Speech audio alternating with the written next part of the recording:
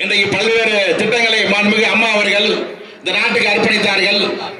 அந்த வகையிலே கிராமத்திலே பிறந்த மக்கள், கிராமங்களிலே பிறந்த மாணவர்கள் வளர்ச்சி அடைய வேண்டும் என்பதற்காக விலையில்லா லேப்டாப், விலையில்லா சைக்கிள், அதை போன்று 16 வகையான பரிசு பெட்டகம், அதை போன்று படித்த மாணவர்களுக்கு மாணவிகளுக்கு டிகிரி முடித்திருந்தால் திருமண உதவி திட்டமாக 50,000 ரூபாய் பணம், பிளஸ் வரை முடித்திருந்தால் அவர்களுக்கு 25,000 ரூபாய் பணம், இது போன்ற எண்ணற்ற திட்டங்களை எல்லாம் மாண்புமிகு அம்மா அவர்கள் இந்த நாட்டுக்கு செயல்படுத்தி கொடுத்தார்கள், செய்து கொடுத்தார்கள்.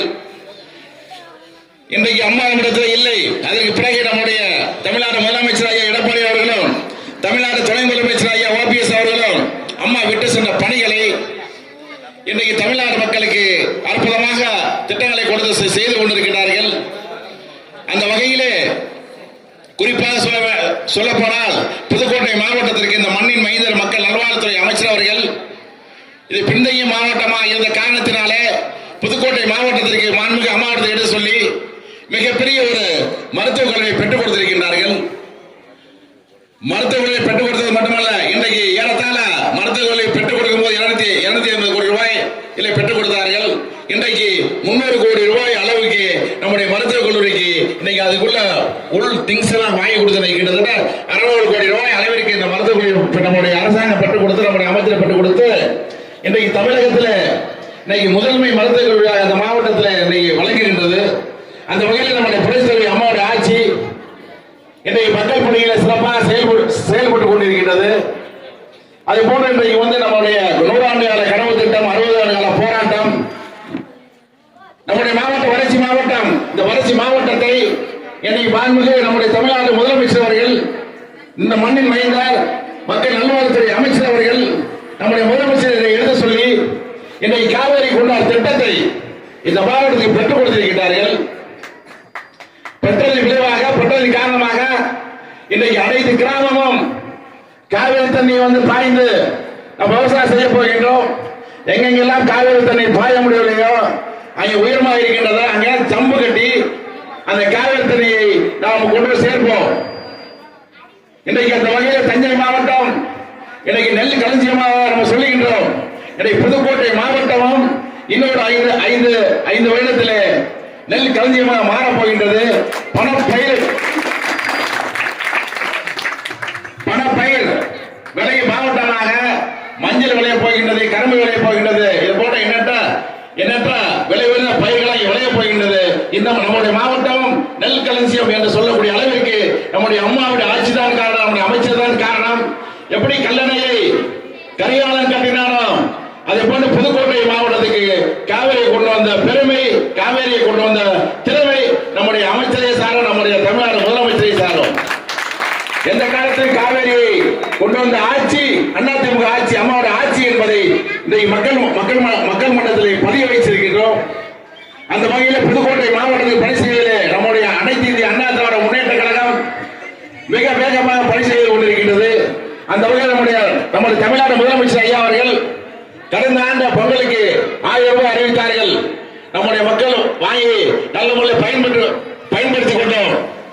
இந்த முறை அவரு அழகாக சிந்தித்து 1000 ரூபாய் போதுமா ஒரு ஏழ்மையான குடும்பத்திற்கு இன்னைக்கு 2500 ரூபாய் இன்னைக்கு அறிவித்து இன்னைக்கு நம்முடைய மக்கள் இன்னைக்கு வாங்கி கொண்டிருக்கின்றார்கள். ஏன் இதுக்கு முன்னாடி ஆட்சி, மற்ற ஆட்சியில் திமுக ஆட்சி தானே வந்துச்சு. அப்போ 1000 ரூபாய் அறிவிச்சாங்களா, 2000 ரூபாய் கொடுத்தாங்களா? கொடுக்கல. அம்மாவோட ஆட்சி இன்னைக்கு தமிழ்நாட்டில் ஐயா எடப்பாடி ஆட்சி தான் 2000 ரூபாய் அறிவிச்சிருக்காங்க. இன்னைக்கு நம்முடைய மக்கள் வாங்கிக்க போறாங்க. என்னதான் நீங்க எல்லாம் இந்த மக்களுக்கு விசுவாசமா இருக்க வேண்டும். அதே போன்று நாட்டாமலை பகுதி அடிப்படை தேவைகளை இன்றைக்கு இந்த பகுதியில் உள்ள மாணவர்கள் படித்து வாழ்க்கையில் முன்னேறுவதற்கு ஏதுவாக இங்க நாட்டாமலை பள்ளி தொடக்கப்பள்ளியாக இருந்தது.